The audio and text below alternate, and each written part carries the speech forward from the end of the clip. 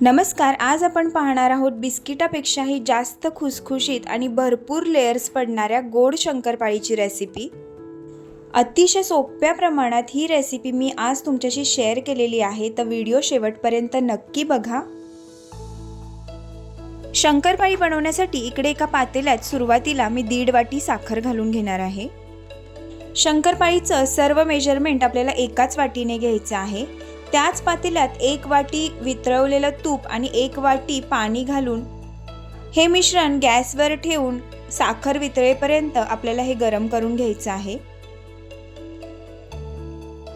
आता इकडे साखर जी आहे ती पूर्णपणे विरघळलेली आहे आणि आता मी गॅस बंद करणार आहे आणि हे जे मिश्रण आहे ते आपल्याला पूर्णपणे कोमट होऊ द्यायचं आहे।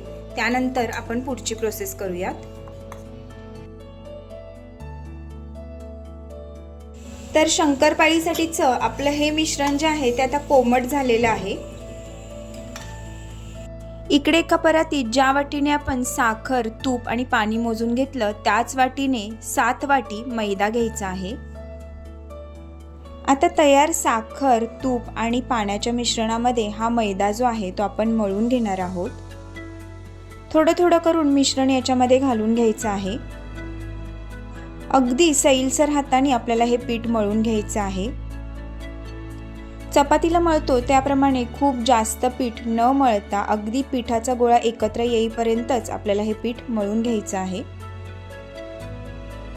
आजच्या या प्रमाणात आणि या पद्धतीने जर तुम्ही शंकरपाळी बनवली तर तुमची शंकरपाळी जी आहे ते कधीच बिघडणार नाही। शंकरपाळीची अगदी परफेक्ट रेसिपी आज मी तुमच्याशी शेअर केलेली आहे।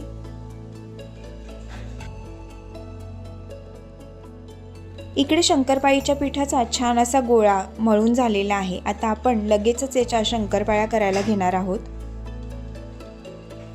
हे पीठ जे आहे ते मुरत ठेवायची अजिबात गरज नाही, तुम्ही लगेचच याच्या शंकरपाळ्या करायला घेऊ शकता। शंकरपाळी करताना लाटी लाटून ती व्हिडिओमध्ये दाखवली आहे त्याप्रमाणे फोल्ड करून घ्यायची आहे, म्हणजे शंकरपाळीला छान अशा लेयर्स सुटतात। त्याचबरोबर शंकरपाळीची लाटी लाटताना आपल्याला जाडसरच ही लाटी ठेवायची आहे। चारी बाजूच्या कडा मी काढून घेते जेणेकरून आपल्या शंकरपाळ्या ज्या आहेत त्या एकसारख्या येतील। अशाच पद्धतीने आपण सर्व शंकरपाळ्या करून घेणार आहोत। इकडे मी तुम्हाला एक शंकरपाळी दाखवते ज्याच्यावरनं तुम्हाला कळेल की आपण जी लाटी आहे ती किती जाड ठेवलेली आहे। जर तुम्ही खूप जास्त पातळ लाटी लाटली तर शंकरपाळ्या खुसखुशीत न होता कडक होतील, त्यामुळे लाटी लाटताना थोडीशी जाडसरच आपल्याला ठेवायची आहे। आता इकडे कढईमध्ये मी कडकडीत तेल गरम करून घेतलेलं आहे। या तेलामध्ये आता झाऱ्याच्या साहाय्याने मी शंकरपाळ्या सोडून घेणार आहे आणि शंकरपाळी जी आहे ती बारीक गॅसवरतीच खरपूस रंगावरती आपल्याला तळून घ्यायची आहे। शंकरपाळी तळताना आधीमध्ये ही शंकरपाळी इकडे मी एका फोर्कच्या साहाय्याने वर खाली करत आहे, जेणेकरून चारी बाजूनी शंकरपाळी जी आहे ती छान अशी खरपूस तळली जाईल। तेलात टाकताच न विरघळणारी आणि दुपटीने फुलणारी अशी ही आपली शंकरपाळी तयार होते। तर खरपूस रंगावरती आपण ही शंकरपाळी काढून घेतलेली आहे।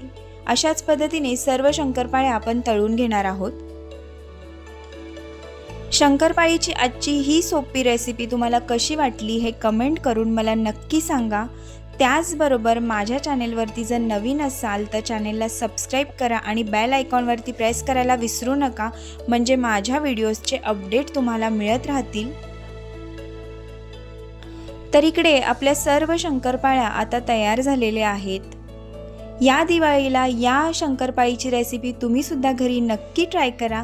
भेटूया अशाच छानशा नेक्स्ट व्हिडिओमध्ये, तोपर्यंत बाय बाय।